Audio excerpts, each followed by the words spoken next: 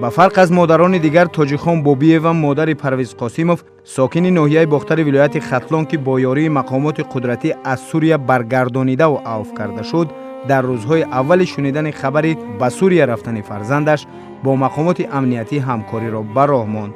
ин модар ҳатто барои мутақоид кардани фарзандаш, ки он ҷо ҷиҳод нест, чӣ будани ҷиҳодро низ омӯхт. дар бораи ҷиҳод баъд рафта қатъиями махсуми маҳалла суҳбат кардем. худи ҷиҳод чия? оё дар ҳамон Сурия ҷиҳод ҳаст ё нест? ҳамин чизора махсуми маҳаллаам фаҳмонд. вай аллакай бовар дошт, ки дар онҷа ҷиҳод нест ва барои хато рафта. вай аллакай бовар кард, лекин илоҷи омадан надошт. چی قدر مهلت گذشت که از اونه که شما مثلا اندیشه پسرتون رو دیگر کرده؟ یعنی از روزی که میگوید جهاد است مدتی زیاد نبود این. نه صحبت‌های شاید در همون هفته‌های اول الکی فهمید که خطا کردگی. اون لحظه اولی رفتم شایمون چیزی بودم چه بگم نمیتونست جرأت را بگم که خانه میرم شما برمیگردم. همونجا یک 3 ماه ایستاده بودیم، بعد تصمیم گرفتیم که خانه میام.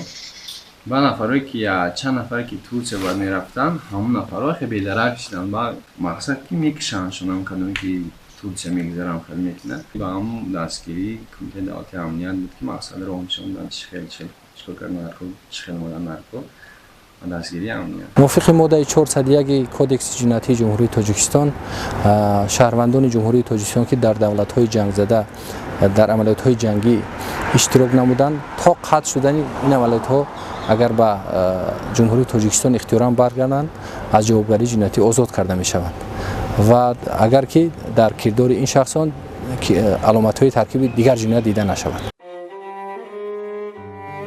پرویز قاسموف یکی از همین گونه جوانانی بود که بعد برگشتنش از کشور سوریا عفو کرده شد، ولی تا روزی که او برگشت دوام 9 ماه مادرش او را ترغیب نمود و با مقامات همکاری خوب را به راه ماند تا دوباره به دیدار فرزندش برسد.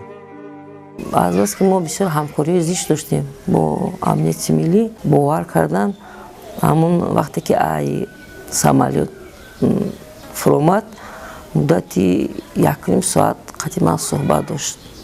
من گفتم که من میخوام قدش اول من صحبت کنم، چون که این شاید به فایده شما هم باشد. من باید بفهمم که مثال در وقتی پرسپوس باید یکان چیز باید نکند، مخفی نگاه ندارد. روزی که ما به خانه آنها رفتیم، پرویز به تعمیر خانه اشان مشغول بود. مادرش میگفت نیت دارد در روزهای نزدیک پرویز را خانه‌دار نماید.